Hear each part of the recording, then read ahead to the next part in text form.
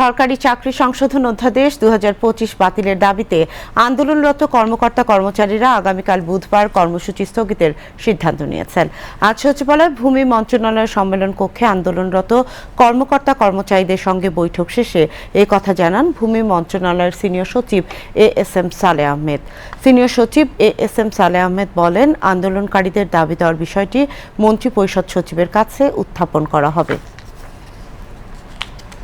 যে বিষয়টা নিয়ে গত কয়েকদিন ধরে সচিবালয়ের কর্মচারীরা আন্দোলন করছে, আমরা সেই আজকে সকালে মন্ত্রিপরিষদ বিভাগ থেকে দায়িত্ব দেওয়া হয়েছিল আলোচনা করার জন্য এবং সমস্যাটা মূল কোথায় সেটা বের করার জন্য।